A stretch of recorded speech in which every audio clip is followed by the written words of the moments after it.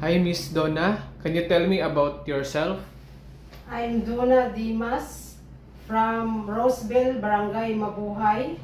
I'm 40 years old, province of South Cotabato, General Santos City, Philippines. Are you single or married? I am a single.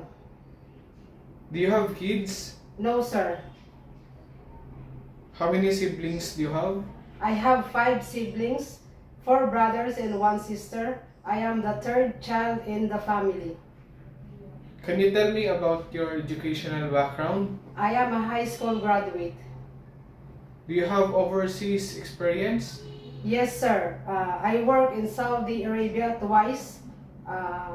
First, I served couple employer, 3 kids, age of 3 years girl, 6 years old boy, 9 years old boy.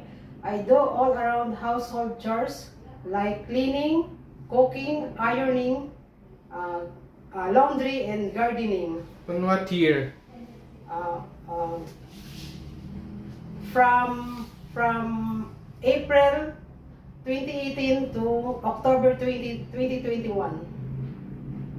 Second is I served couple employer with 5 adults, and I do all around household chores like cleaning, ironing, cooking, laundry, and gardening. Did you finish your contract? Yes, sir. How would you describe yourself? Hardworking, loving, understanding, calm, and patient. Do you have any tattoo? No, sir. Did you undergo any kind of surgery? No, sir. Why do you want to go abroad?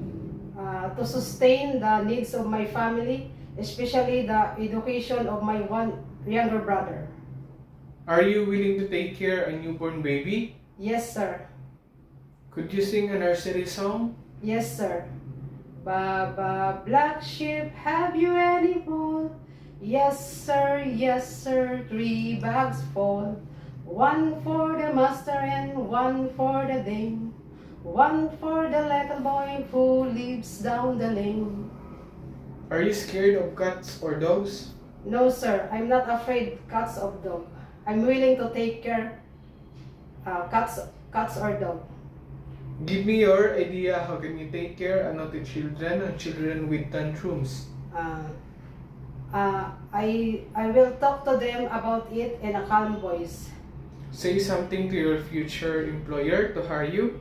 To my future employer, if going to hire me, I will promise to finish my contract and I will extend as long as you need my service.